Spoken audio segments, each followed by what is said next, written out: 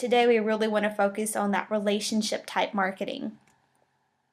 4 out of 5 internet users perform a health-related search online. These are people of a variety of different ages.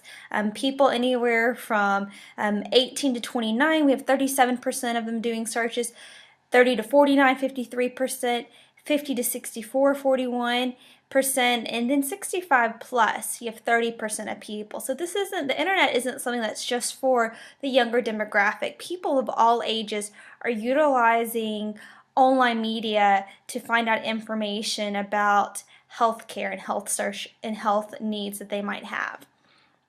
To look at a couple other facts, 80% of adults in the US search for health information online. 47% of internet users search for information about a doctor or other health professionals. 38% of internet users search for information about a hospital or an actual medical facility. And 90% of adults ages 18 to 24 trust medical information shared by others through social media networks. So there's a lot of trust for what's being shared out there by other people who might have experienced your medical services. The internet and your online presence will impact your business, and it will impact your patients and your ability to get new patients. And that's why it's really important that you think about it as a marketing tool to grow your medical practice. What we're going to do today is really focus on social media, and we're going to look at this in 3 different parts. The first part, we're going to look at how do you create engaging social content. Secondly, how do you grow your online community? And thirdly, how do we create a successful strategy for your business when it comes to your social media?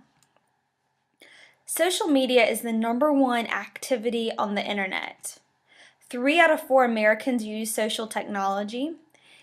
Did you know that 1 out of every 6 minutes online is spent on Facebook?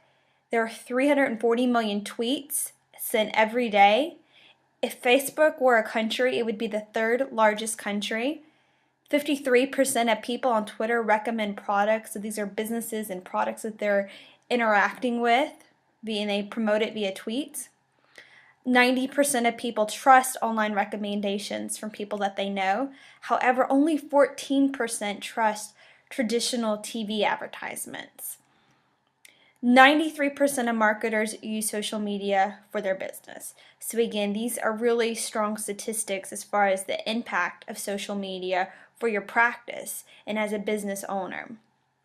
I'm not certain if you've ever felt this way, but I've talked with several different business owners who will come to me and say, you know, Carla, we know social media is important for our business. We hear it out there all the time. It's the new buzzword, but we really don't understand what that means. How do we actually make it effective for our business? How do we actually use it to grow a practice, to get deeper client relationships strategically? And that's what we really want to look at today. How can you use social media in a business way to grow your medical practice? With social media, it's all about starting small and building outward. When you look at more mass media or traditional advertising, you have to have a really large input in hopes of reaching that one person who is looking for your product or your services. However, with social media, if you reach that right one individual, it can have a really large outcome on your practice as far as them sharing it.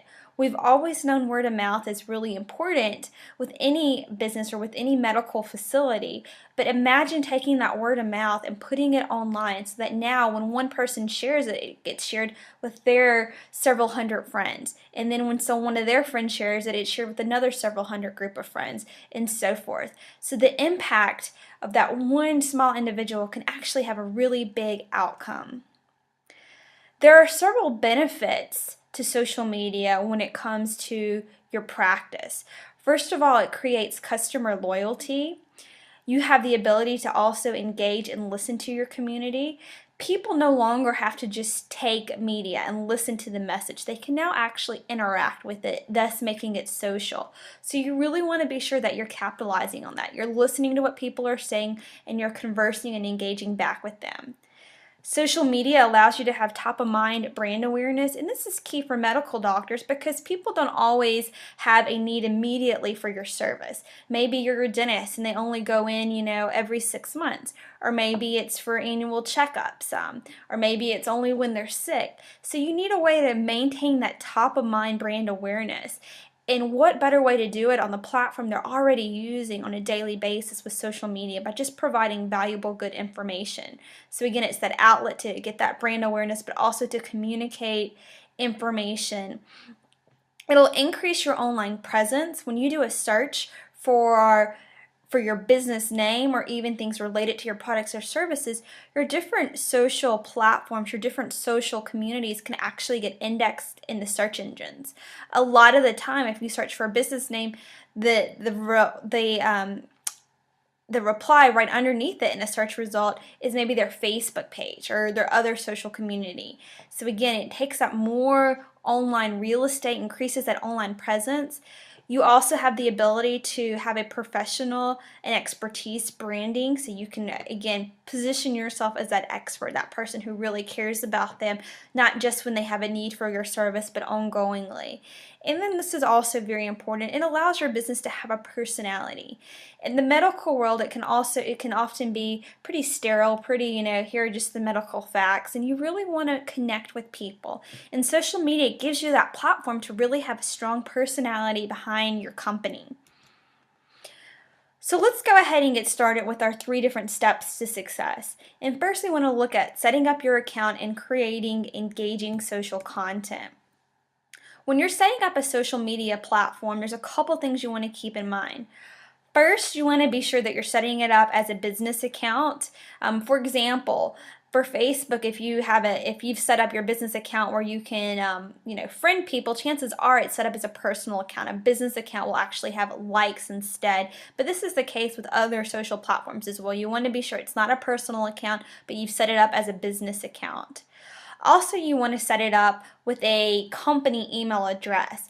I've known different businesses who had someone who was working for them at the time set it up, but then they left and they no longer can access their account. So be sure that you're setting up your master account with an email address that is specific to the company.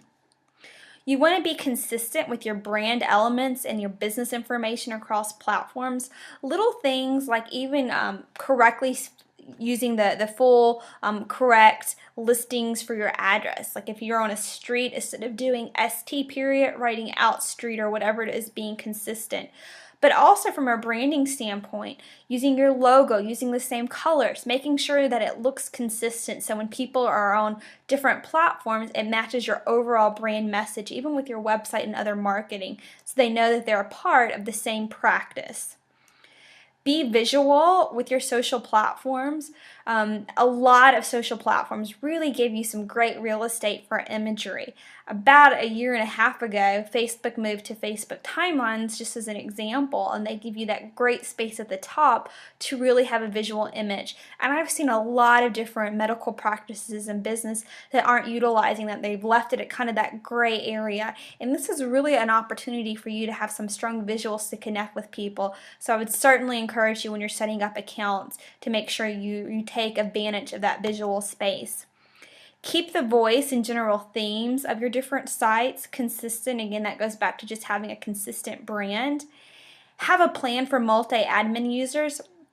For most companies that I've talked with, there are multiple people who are helping to manage the account. Whether it's someone internally or whether you're partnering with a company, you want to be sure that you do have that consistent voice so that it sounds like it's one person, one voice of the practice and company that's presenting content out there. But also you want to be sure that you're not stepping on one another's toes. And very importantly, outline your social media goals. So many people don't do this. They just create accounts and then just start putting posts up there, and you want to be sure that you've got set goals, that you're actually working strategically, and that you're picking the right platforms to use strategically to accomplish these goals. There are several different types of social media platforms available to you, and listed here are some of the more common ones. Social networking is great if you've got multimedia content. Facebook, LinkedIn, Google+, Pinterest. These are a couple examples. Microblogging, the most common one with microblogging is Twitter, and this is where you have a more limited amount of space. Twitter gives you 140 characters, so it's more of a limited number of space to really kind of get the meat and potatoes, if you will, of your message. Video sharing is also important, and I think videos are very effective. They're one of the best things to rank organically, one of the easiest as well. YouTube is an example, and then Vimeo is another common video sharing platform. Creating a blog is a great way to have fresh content, and there's a lot of different platforms you can use for blogs out there. Also, email marketing. This is an important part of relationship marketing. I think of it as a close relative to social media, so I wanted to include that today. And then also review sites. Review sites are consistent of user-generated content, user-generated reviews about your business, and people can comment, share, all of that, and particularly in the medical industry, these review sites are really important and something you don't want to ignore. So I'm going to assume most people have at least an introductory understanding of these different social platforms, but just to be sure, I'm going to do a quick little overview of each of these. Facebook is probably the most common one out there. Again, if you've got a business page, you'll see that it has a like feature opposed to a friend feature, which is what you're going to find on personal pages, that you do have to have your business page connected to a personal account. Also, if somebody comments on your Facebook page who is not an admin, or maybe they tag you in a comment that they make, it's going to go over here on the right hand side where you can see recent posts by others. And this is great because people can then see, the experience that your patients have had as a part of your services. Twitter, as we mentioned before, is a great tool for really kind of getting the meat and potatoes of your message out there, a microblogging platform. And you can see here where you've got just that news feed, that 140 characteristics to get your message out there. But you can do some neat stuff from a branding perspective still when it comes to your actual Twitter page. And again, making sure that it's consistent. One of the things I really like about Twitter is the way that you can engage with people. You have the ability to search for certain things people might have tagged in their comments, and we're going to talk about this in a little bit later when we talk about how do you grow your community.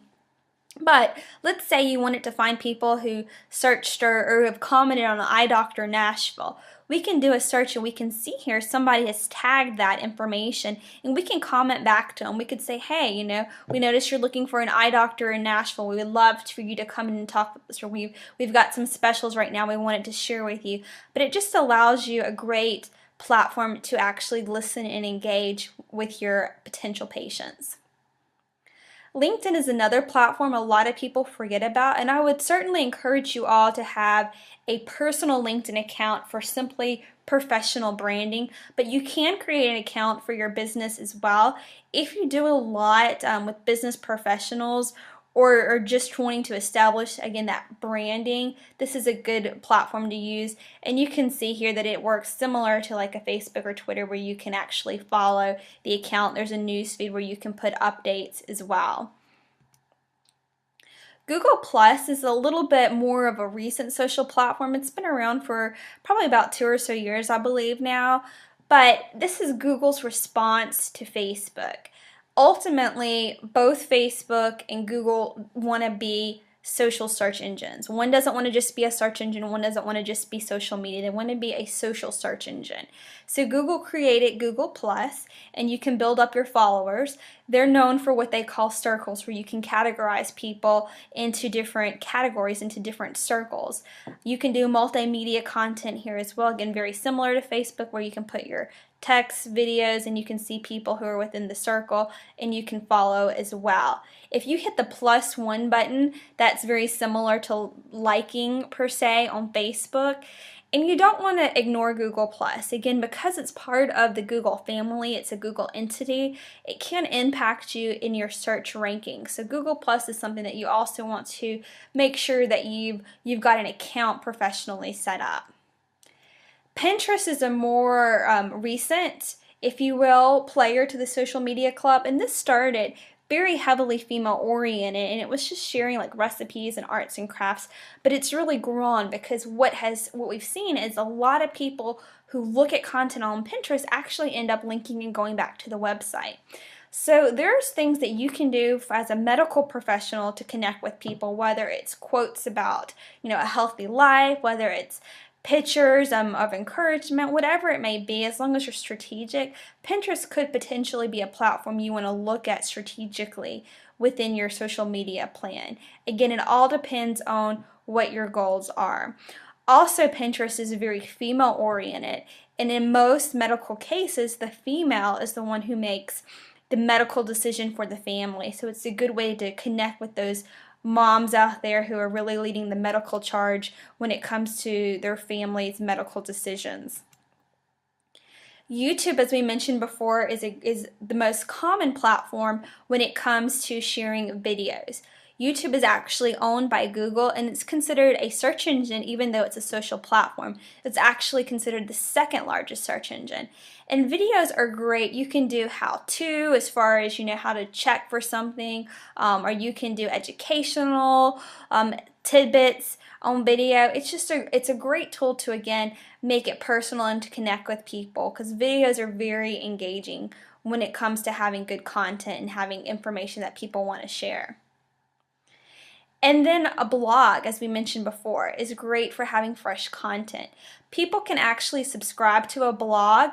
It has an RSS feed, which search engines love, and there's several different types of platforms you can create a blog on. The one that you're looking at is created on Tumblr, which I like if you have multimedia like images, videos that you want to mix in with your content, with your actual text post. But also there are other platforms such as WordPress or Blogger, and these are great if you want to keep it more traditional of a blog with your content and make it more text heavy. And you can still put multimedia on those other platforms as well, but again, it just depends on what you're looking to accomplish and how you want to lay it out as to which blog platform would be best for you. Email marketing we mentioned, which is a close relative to social media. A lot of you guys might be on this presentation today because you received an email, but it's a way that you can have a branded piece, again, be consistent with your brand in the market, and you can drive people to your social platforms. You can cross-promote with these different elements. And then, of course, lastly, review sites. Yelp is the most common one out there that's not a search engine site, and this is a site where people go, they can review your business, they can give you a 5-star rating, and it's very important that you know what people are saying on Yelp. But also people can do reviews directly into Google. In your Google Plus local page, which used to be called Google Places, people can review your business, and people often see this before even going to your website, which is why it's really important, again, that you're collecting new reviews and that you're encouraging people who have a good experience to give you reviews. If there's a negative review, you're aware of it so you can address it. Oftentimes addressing it offline, if you know the patient, calling and seeing what their problem is, that's one of the best ways to handle the situation, because then they can go back and take off that negative review. But review sites that are content generated by users are also a part of the social media family. So that was just a quick review of the different platforms out there so that you can understand, as we talk about content creation, the different platforms available for you to put this content. Traditional marketing talks at people. Content marketing talks with people. And that's what it's all about when it comes to social media, not talking at people, but talking with them. There was a study done by Wharton School of Business, and they found that there are 6 emotional triggers for viral content: creating awe, anger, fear, joy, lust, and lust just means any type of desire, and surprise. So these are the things you want to keep in mind when you're creating social content as far as thinking about it from a viral perspective.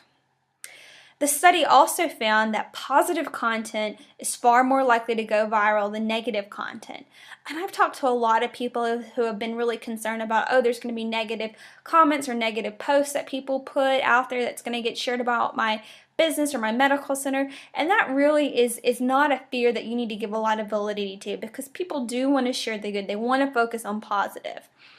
Also, content that evokes high emotional feelings, positive or negative, is more likely to go viral. And what we mean by negative, to give you an example, a friend of mine posted on Facebook, what to look for at the pool this summer for drowning. How oftentimes kids drown around adults because adults don't know what to look for.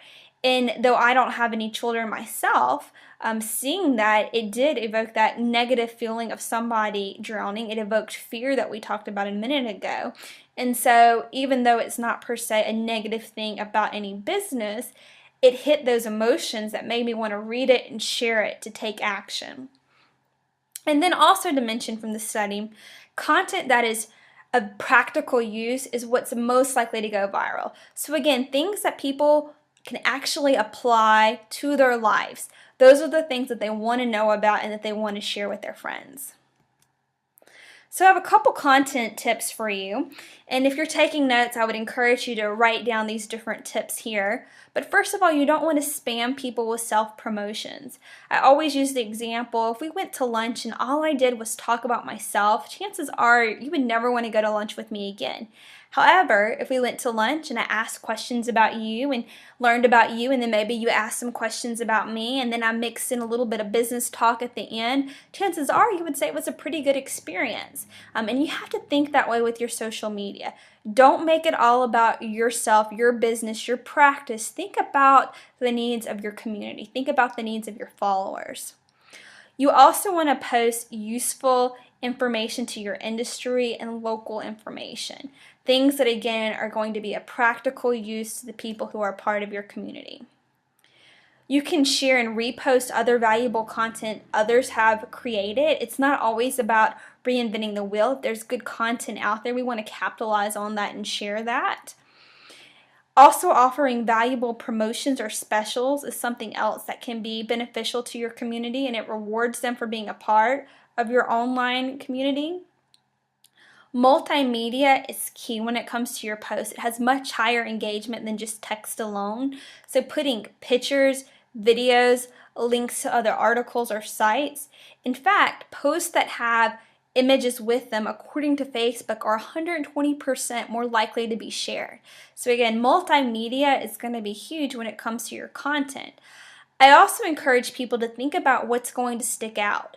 Facebook is a blue world. Pretty much everything in Facebook is blue and white. So think about colors that will contrast. For example, a red.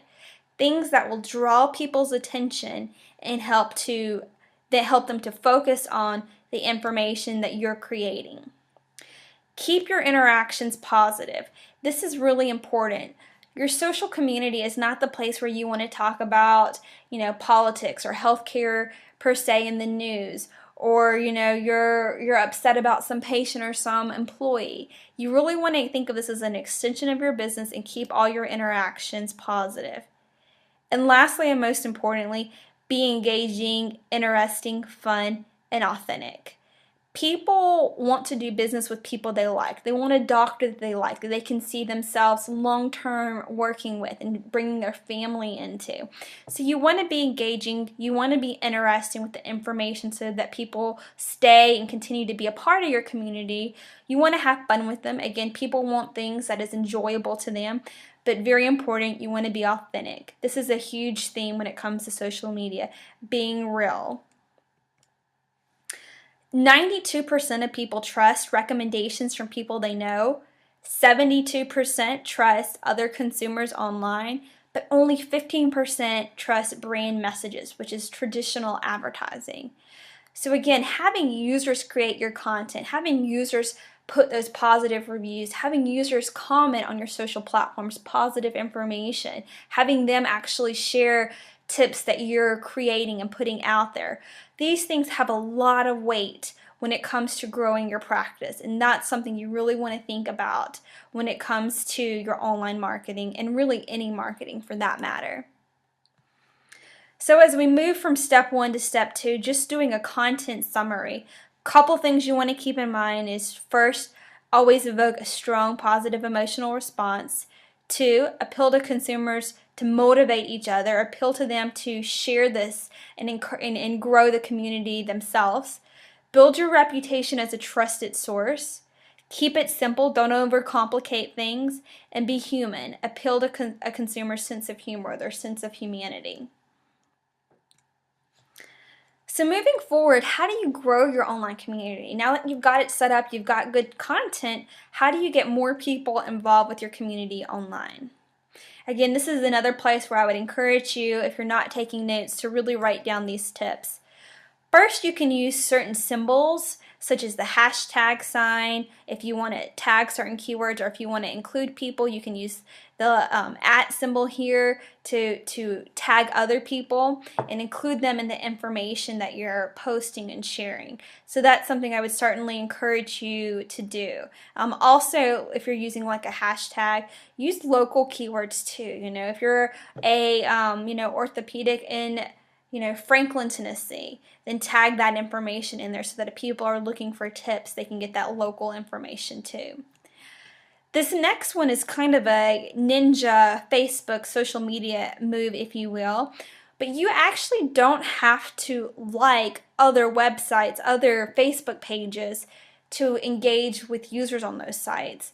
What you can do is you can like comments from other social sites that are relevant to your business or industry, and by liking the comment, it's notifying everyone else who has made a comment or who has liked it, and they see your name. And so the goal is, when they see your name, for them to say, let me check out this person's Facebook page as well. So it's kind of a ninja move to grow your community that way. And again, you don't have to like another Facebook page. You can just like and comment on the existing comments in order to do so. Be a part of other social networks. Again, this is a great way to grow your following by contributing and being a part of those networks as well. Oftentimes, people will join your network if you follow their network. For example, Twitter is a great case study for that, where if you follow somebody, a lot of the times they will end up following you back, and it's an easier way to grow your followers. This next one is a really important one. Leverage employees and existing fans. If you are a newer business starting out to Facebook, then what you really want to do is start with the people who have that relationship with you. Leverage your current employees, leverage current patients. If you've got a good following on, let's say, Facebook, and now you're looking at Google+, go to your Facebook page and ask them to also follow you on Google+. But cross promotions with your social platforms is important. Find voices of influence and invite them to be a part of your network. For example, look for who in the community can actually really impact your business and become a part of their community. Comment, engage, connect with them so that they will bring their community into your community. Engaging with your online community is key. If somebody comments about your business, positive or negative, if you engage with them, it'll really have a positive effect. One of the businesses that I'm working with, a dentist actually in Hendersonville, Tennessee, had someone who wrote on their personal Facebook page how they had a great experience at this dentist, and they tagged that dental page as a part of the post. And just commenting back, we went back to him and said, thank you so much for sharing this. Just that type of little bit of positive reinforcement, it really goes a long way in deepening that relationship and making it a tighter connection, if you will, with that patient. And they're more likely to see you more often and refer friends to your practice. Listen to your community, positive or negative. Listen to what those concerns are, because it's great feedback for you. Create engaging content that they will share. This is one of the best ways to grow followers, is by having good content that people are sharing so that other people are coming back to your social platform and connecting with you. So content creation, which we talked about earlier, is really key in growing your followers as well. Having fan incentives or contests can really go a long way. I worked with one client, and we just did a monthly $10 gift card. So it was a really small amount, and you would believe the amount of people who would participate and would share and would comment for that chance to win the $10 gift card. And the ironic thing was, in the end, when we would pick a winner, oftentimes they wouldn't worry about even claiming the gift card. It was just for the opportunity to play and to be a part of that incentive. So Incentives and contests can be a really great way to engage your followers and to grow and get new followers. And lastly, this is really important, put a call to action on your website for your social platforms. One of the first things I do to see if a business even has a social community is go to their website and look and see if I see icons and links. If you're not doing that, you're absolutely missing out on growth opportunities for your online community. So put your social icons, put those links on your website. You can even do a call to action and say, hey, we want you to go and follow us on these platforms or like us on Facebook. But that's something I would really encourage everyone to do if you're not doing it already. Remember, social media is about the sociology and the psychology more than it is the technology.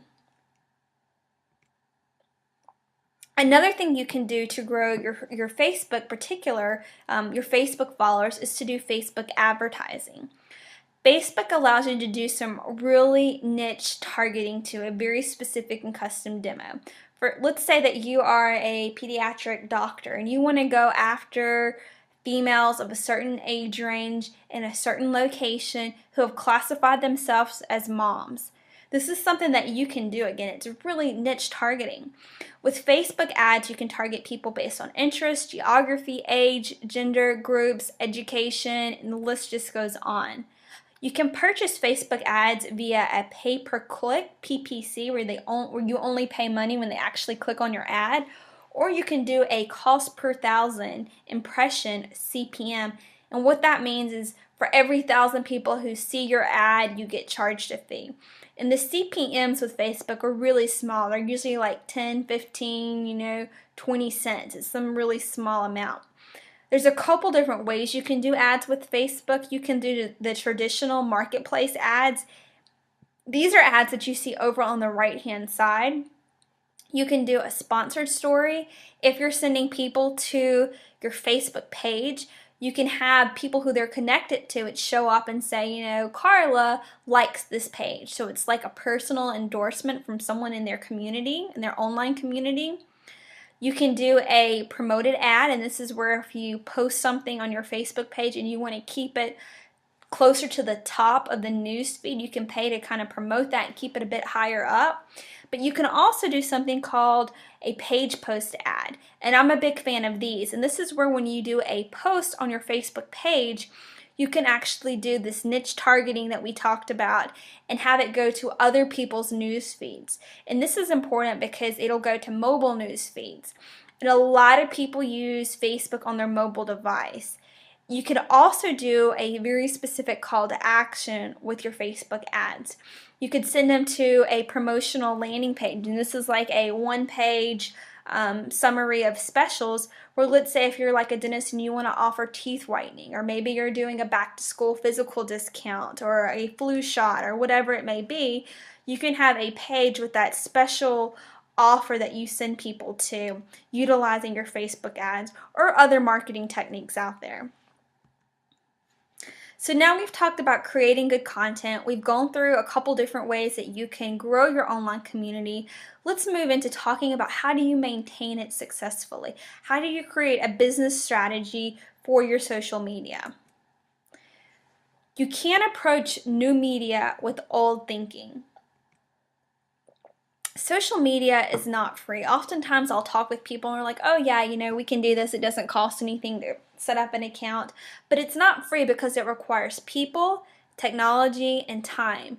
And all of these things are resources. And we all know that resources don't come freely. When you're creating your social media strategy, there's a couple things you want to think about.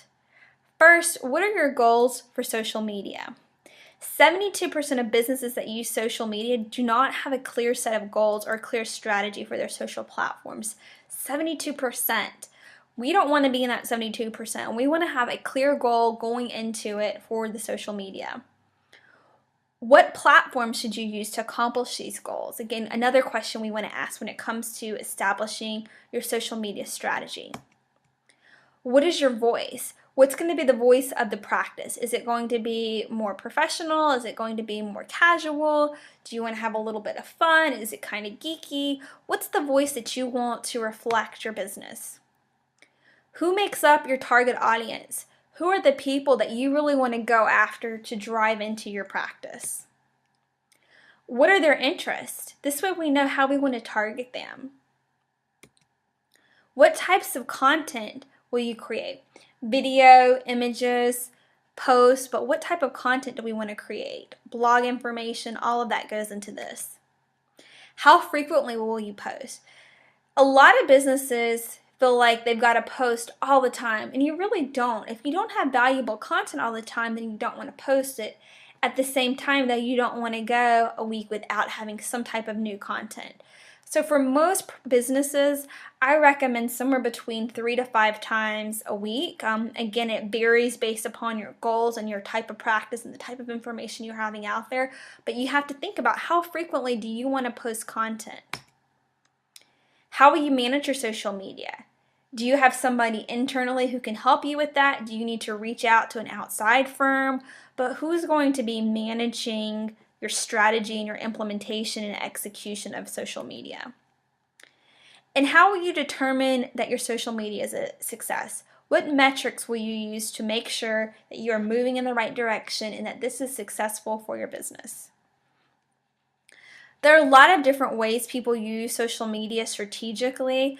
Marketing is the number one way. Very similar to traditional media such as radio, TV, newspaper, that branding, connecting with people is one of the biggest ways people use social media. And if you compare it to traditional advertising costs, the costs are so low compared to that traditional media. Customer service is another way that people use it. 63% of marketers are using it for customer service. Public relations, a contact center, in sales, and the list goes on. But there's a lot of different business applications you can use with social media to grow your practice. When it comes to the metrics and establishing how you're going to measure social media success, there's a lot of different metrics out there available.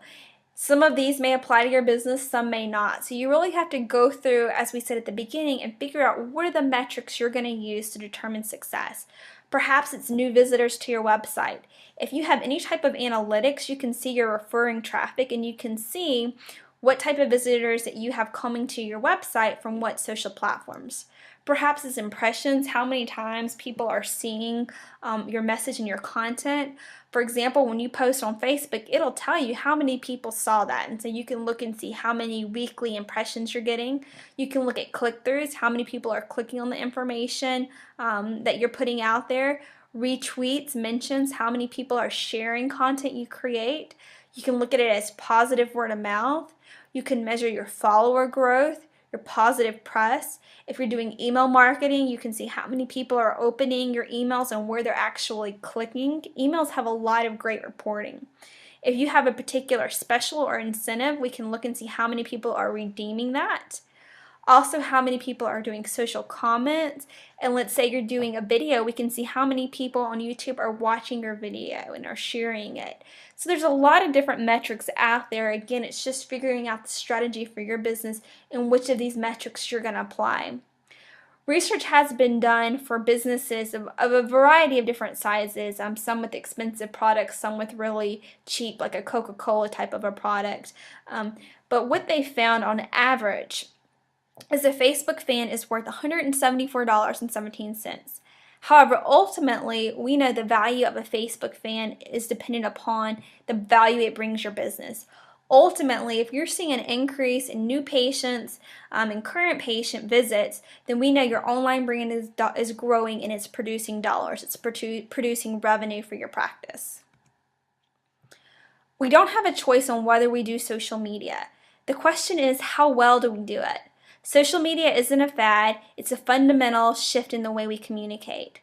The ROI of social media is that your business will exist in 5 years. And this is something we really have to think about as business owners, and you have to think about for the future of your practice. Are you connecting? Are you engaging? Are you growing your current patients? And are you generating leads for new patients?